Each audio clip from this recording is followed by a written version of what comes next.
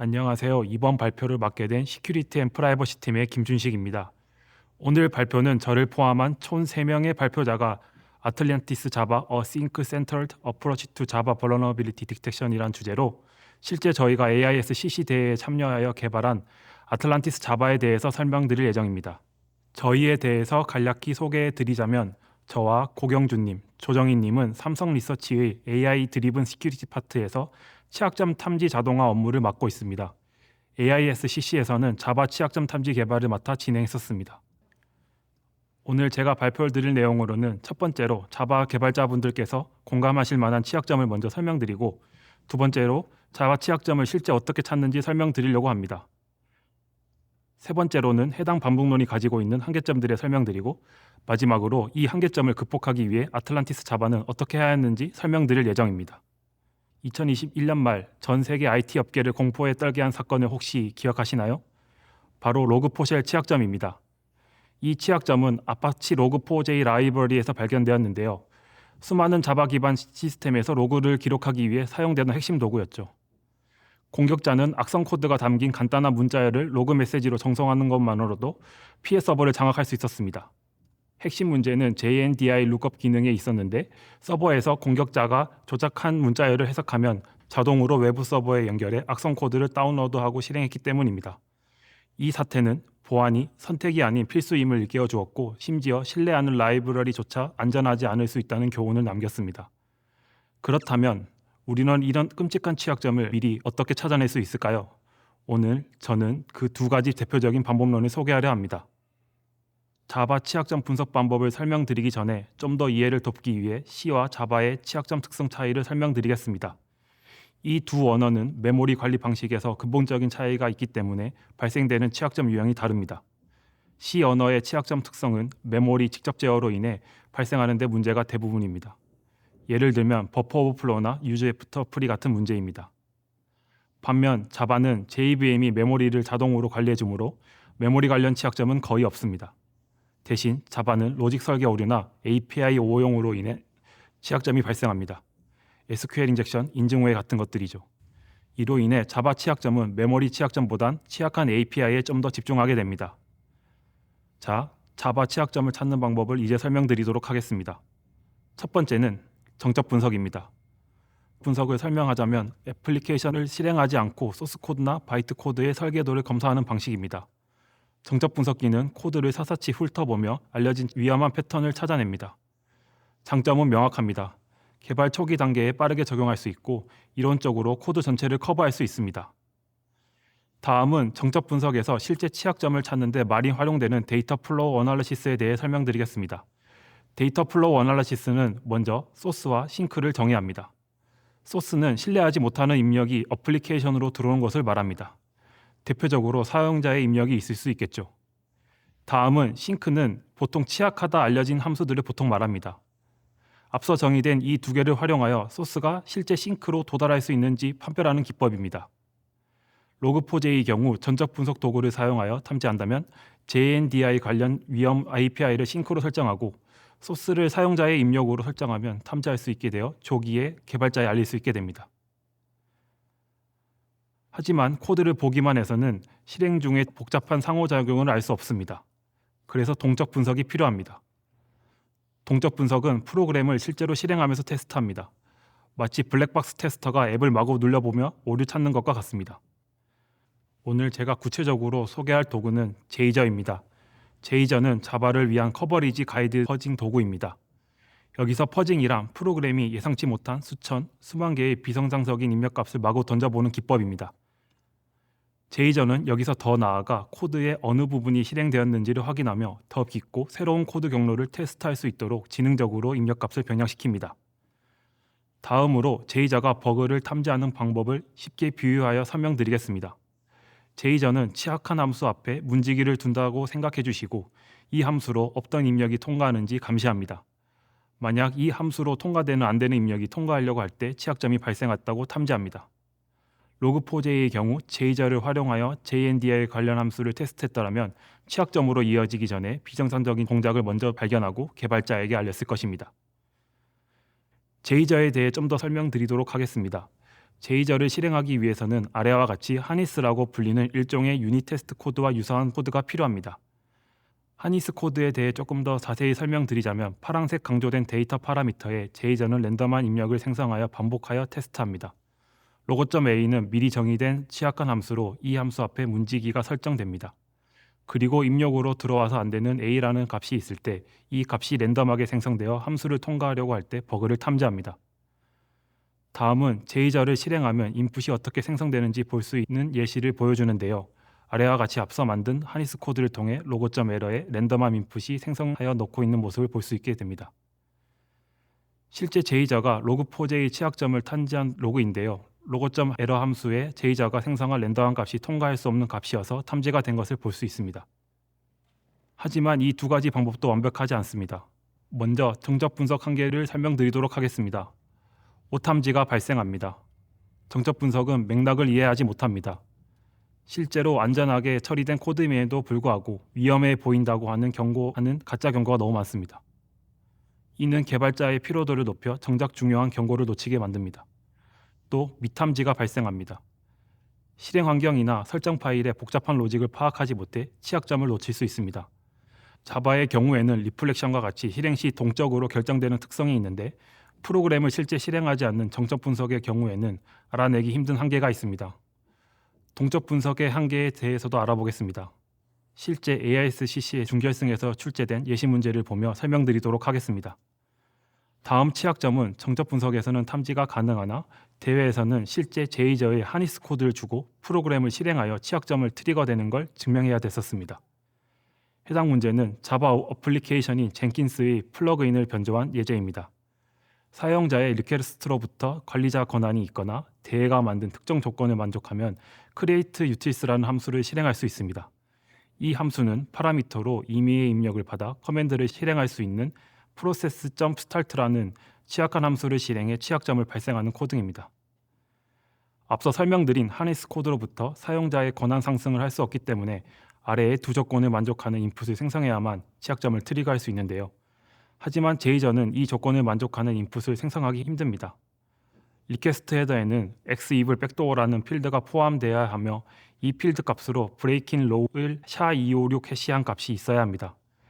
제이저는 이 헤더의 존재를 알 수 없고 랜덤 생성을 통해 해당 헤더를 생성해냈더라도 해시 값을 랜덤으로 생성하는 데는 어마어마한 시간이 필요하게 됩니다. 그리하여 저희는 이 두 가지 한계를 극복하고자 LLM을 결합하여 아틀란티스 자바를 개발하게 되었습니다. 먼저 아틀란티스 자바를 설명드리기에 앞서 저희가 참여한 AISCC 챌린지에 대해서 간략하게만 설명드리겠습니다. 해당 챌린지는 사람 개입이 없이 완전 자동화된 환경에서 인공지능을 활용하여 버그를 찾고 패치를 얼마나 잘 할 수 있을지 겨루는 대회입니다. 해당 대회에서는 C와 자바 두 가지 언어 유형에 대해 문제가 출제되었는데요. 사람이 어떠한 개입을 할 수 없기 때문에 앞선 취약점 탐지에 대한 한계점을 LLM을 활용하여 극복해야 됐습니다. 다음은 저희 아틀란티스 자바에 대한 전체적인 개요도입니다. 문제가 주어지면 아틀란티스 자바는 정적 분석을 통해 취약한 싱크들을 모게 되고 이를 활용하여 퍼징과 LLM을 접목시켜서 취약점 탐지를 하게 됩니다. 저희 시스템에는 총 두 개의 페이즈로 이루어져 있습니다.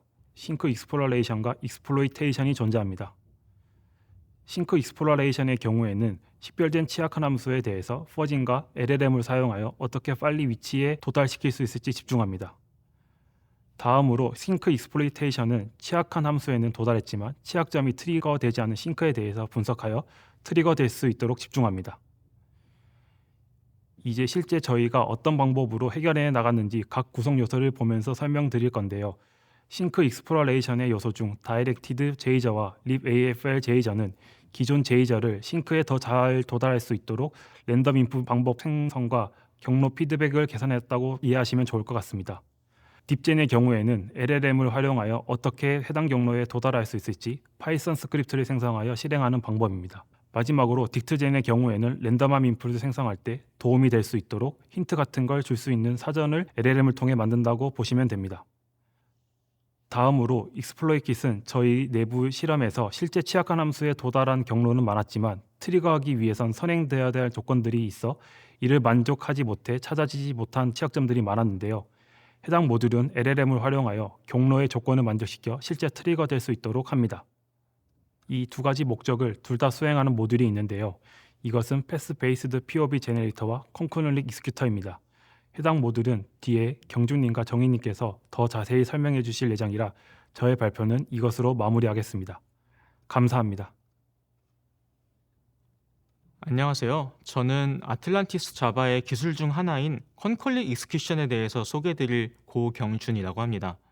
이번 발표에서 저는 먼저 퍼징이라는 기술의 구체적인 한계점과 그 체계적인 해결 방법, 그리고 그것이 자바에서 겪는 어려움을 이야기하고, 그 다음 저희 컨컬릭 엔진이 어떻게 리얼월드에서 어려움을 극복할 수 있었는지, 어떤 면에서 AI CC 대회에 기여할 수 있었는지 구체적으로 살펴보고 발전 방향을 소개드리겠습니다. 먼저 퍼징은 초당 수십만 회 이상의 엄청난 속도로 무작위의 인풋을 실행함으로써 개발자가 의도치 않은 크래시를 유발하는 아주 효과적인 버그 탐지 기술입니다.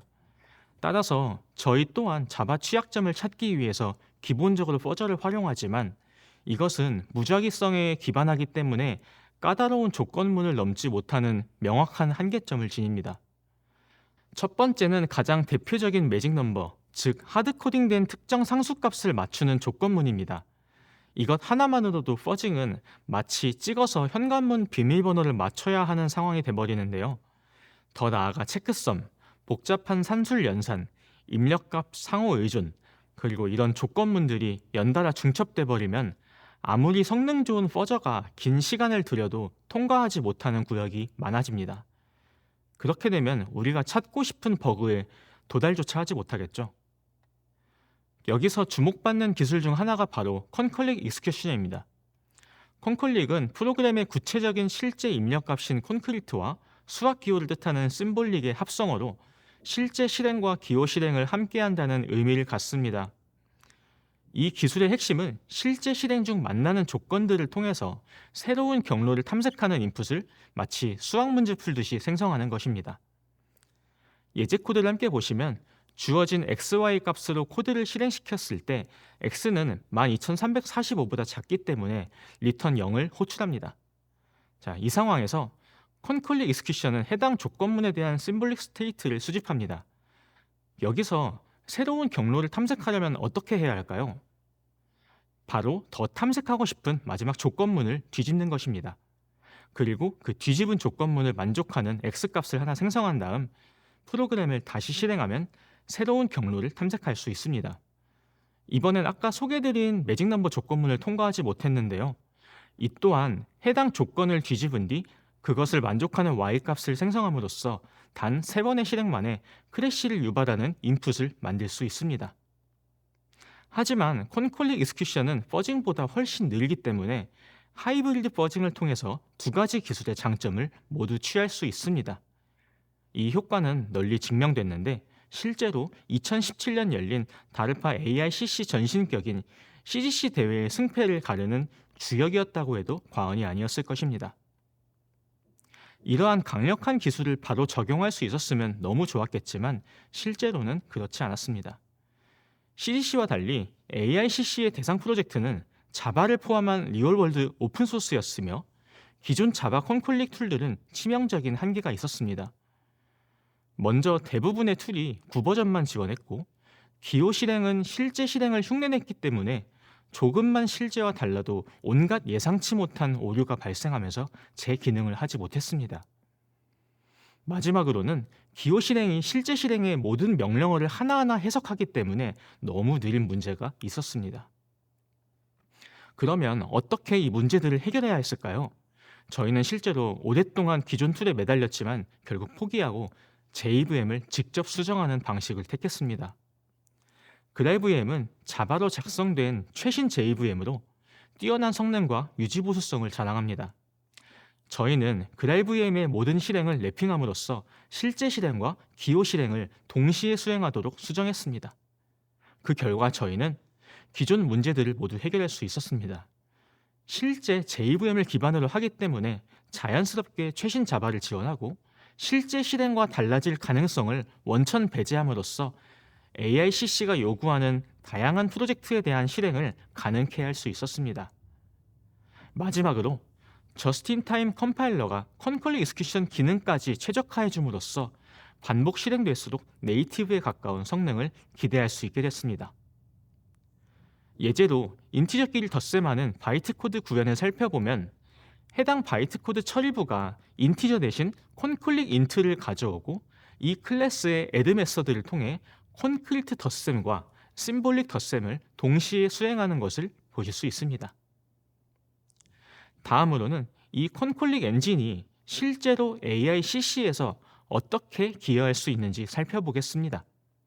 저희 첫 번째 미션은 퍼저보다 깊은 코드를 탐색할 수 있는지 확인하는 것이었습니다. 이를 위해서 대상 라이브러리에 대해 1시간 동안 퍼징한 시점에서 저희 엔진에 수행한 결과 퍼저가 오랜 시간 뚫지 못한 조건들을 품으로써 더 높은 커버리지를 달성할 수 있었습니다. 다음 두 번째 미션은 취약점을 트리거하는 것이었습니다. 저희는 자체 실험 결과 취약한 함수, 즉 싱크까지 도달했는데도 취약점이 탐지되지 않은 케이스가 예상보다 많다는 것을 발견했고, 이에 따라 저희 엔진에서도 취약점이 트리거되는 조건을 만족하는 인풋을 생성하도록 했습니다. AICC 대회의 아웃 오브 메모리 사례를 보시면 입력값이 방어 코드와 산술 연산 때문에 너무 커서도 안 되는 상황에서 저희 엔진은 해당 조건들을 모두 만족시키면서도 어레이들을 가능한 크게 할당시켜서 취약점을 발생시키는 값을 생성할 수 있었습니다. 다음으로는 OS 커맨드 인젝션 취약점의 싱크가 프로세스 빌더의 스타트 메서드였고, 실제 대회 코드를 보시면 싱크까지 도달하는 것만 해도 굉장히 만만치 않아 보이는데 도달만으로는 취약점이 유발되지 않습니다. 저희는 앞서 설명해 주신 제이저의 센티넬을 활용했습니다. 의도된 유저 인풋을 의미하는 제이즈라는 특정 값에 일치하는 인풋 값을 생성하면 해당 취약점을 트리거할 수 있게 됩니다. 하지만 콘컬릭 익스큐션 또한 만능은 아닙니다. 첫째로 풀어야 하는 조건들이 너무 많거나 복잡한 경우 일부를 필터링하거나 제한하는 등의 기법을 통해 시간 소모를 절약하거나 먼저 풀어야 할 조건들을 우선순위화하는 등의 최적화가 필요합니다. 두 번째로는 SHA-256과 같은 단방향 암호화나 XML, JSON과 같은 특정 포맷은 여전히 컨컬릭 익스큐션에게 까다로운 존재입니다. 물론 이 또한 해결 방향은 있습니다. 그중 하나가 바로 LLM을 결합하는 것인데 지금 이 순간도 관련 논문들이 무서울 정도로 쏟아지고 있습니다. 앞으로 이것은 컨컬릭 익스큐션에 나아갈 아주 중요한 발전 방향 중 하나로 여겨지고 있기 때문입니다. 그러면 이번 대회에서는 앞서 말씀드린 문제를 어떻게 해결할 수 있었을까요? 바로 다음 조정희님께서 이와 관련한 문제에서 시작한 아틀란티스 자바의 또 다른 모듈을 소개드릴 예정입니다. 안녕하세요, 여러분. 저는 삼성 리서치 시큐리티 앤 프라이버시 팀의 조정인입니다. 이어서 패스 베이스드 POV 제너레이터의 등장 배경과 시스템에 대해 소개해 드리겠습니다. 먼저 흥미로운 실험 하나를 보여드리겠습니다. 화면에 보이는 코드는 젠킨스의 백도어 취약점입니다. 제가 이 코드를 GPT-4에게 보여주고 취약점 분석을 요청했더니 놀랍게도 짧은 시간 안에 핵심을 찾아냈습니다. XB 백도어 헤더를 찾아내고 브레이킹 더 로우 문자열을 SHA-256으로 해싱해야 한다는 것을 추론했으며 커맨드 인젝션 공격 가능성까지 제시했습니다. 해시 자체는 역산이 사실상 불가능하므로 동적 분석으로 값을 보관하기는 어렵습니다. 하지만 LLM은 코드의 의미를 이해하고 추론하기 때문에 빠르게 위험 지점을 제한할 수 있었습니다. 그렇다면 왜 이런 결과가 가능한 걸까요? LLM은 수백만 건의 자바 프로젝트, 유명 프레임워크, CV 데이터 등을 학습해 자바 문법과 위험한 API 패턴을 잘 포착합니다. 사람처럼 코드를 읽고 중요한 신호를 찾아내는 것처럼 보이는 겁니다. 그래서 생성형 AI의 취약점을 전부 맡기면 되겠네? 라고 생각할 수 있지만 몇 가지 한계가 있습니다. 첫째, 할루시네이션 문제. 그럴듯하지만 틀린 결론을 내릴 수 있습니다. 둘째, 복잡한 함수 호출 체인을 정확히 추적하기 어려운 경우가 있습니다. 셋째, 토큰 제한 때문에 큰 프로젝트 전체를 한 번에 분석하기 어렵습니다. 이 문제들을 해결하기 위해 저희는 욘과 LLM을 결합했습니다. 이게 핵심 아이디어입니다. 욘은 자바 AST 파싱과 데이터 플로우 분석을 정확하게 수행하고 LLM은 프레임워크 패턴을 인식해 false positive를 걸러냅니다. 이 둘을 결합하면 정확하면서 빠르고 코드의 의미를 보려한 보안 분석 시스템을 만들 수 있습니다. 작동 방식은 단순합니다.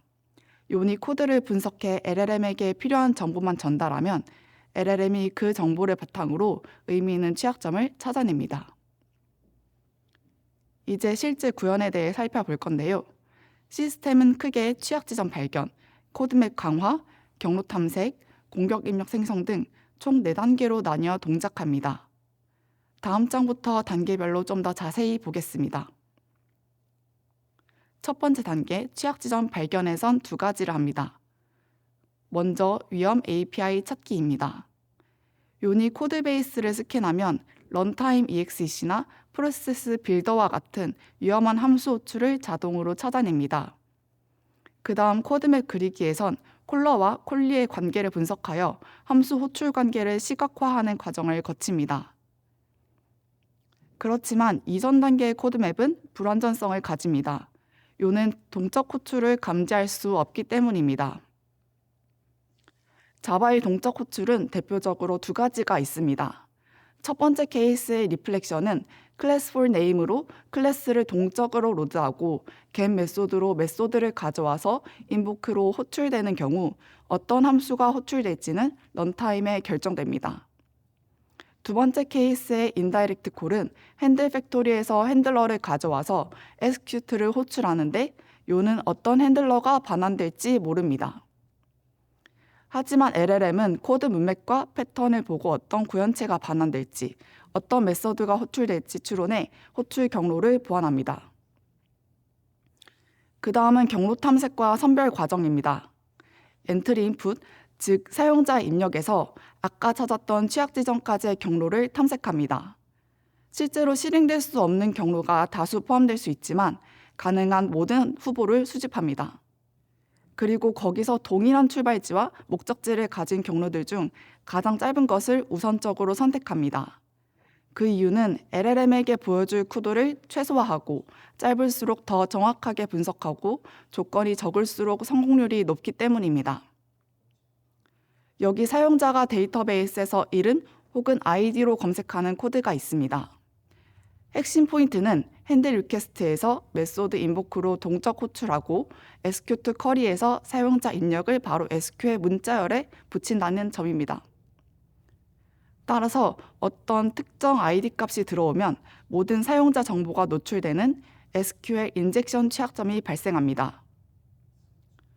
여기에 이전까지의 방법을 적용시켜보면 욘이 코드베이스를 스캔해서 execute 쿼리와 같은 위험한 API 호출을 찾고 명시적인 호출 관계도를 만듭니다. 그리고 그 다음 LLM의 추론 과정을 거쳐 핸들 리퀘스트로부터 서치 유저와 서치 바이 ID까지의 연결이 파악됩니다. 그리고 경로 선택 단계에서는 핸들 리퀘스트에서 execute 쿼리로 도달하는 경로 중 가장 짧은 서치 바이 아이디를 통하는 경로를 선택합니다. 이제 마지막 단계로 돌아가면 여기는 선택된 경로를 가지고 공격 입력을 생성하는 단계입니다. 먼저 LLM에게 경로 정보와 관련 코드를 주고 이 경로를 따라가려고 하면 어떤 입력이 필요할까라고 물어봅니다. 그러면 LLM이 생성한 입력으로 프로그램을 실행하고 커버리지를 측정합니다. 아마 대부분의 실제 프로젝트에서는 첫 번째 시도에 실패할 것입니다. 하지만 마지막 도달 위치는 라인 20번 밸리데이션 함수이고 다음 목표 위치는 라인 25번 execute 함수야 와 같은 피드백을 주며 답변 보완을 반복합니다. 그리고 만약 취약 지점이 도달하는 입력이 만들어지면 취약점 유형과 이를 재현하는 공격 입력까지 자동으로 생성합니다. 저희는 LLM의 할루시네이션 문제를 오히려 각 모델들이 서로 다른 상상력을 가지고 있다고 봤습니다. 그렇기에 다양한 모델들에게서 다양한 답변을 얻도록 병렬을 사용함으로써 공격 성공률을 높였습니다. 마지막 슬라이드입니다. 지금까지 저희 시스템이 전통적인 자바 취약점 탐지 방법을 벗어나 새로운 가능성을 열었음을 보여드렸습니다. 하지만 이것이 AI가 보안 전문가를 완전히 대체한다는 의미는 아닙니다. AI는 빠르게 취약점을 탐지 및 증거를 제시할 수 있지만 비즈니스 로직 버그나 복잡한 상호작용 분석 등의 한계가 있습니다. 특히 이 취약점이 우리 회사에 얼마나 치명적인가, 혹은 어떤 취약점을 먼저 고쳐야 하는가 같은 비즈니스 맥락 판단은 사람이 해야 합니다. 그래서 저희가 추구하는 방향은 AI가 취약점을 찾아내고 개발자는 그 결과를 검토하고 우선순위를 정하고 근본적인 아키텍처 개선에 집중하도록 돕는 것입니다. AI의 속도와 인간의 판단이 결합될 때 더 나은 보안으로 나아갈 수 있다고 믿기 때문입니다. 지금까지 저희의 발표를 들어주셔서 감사합니다.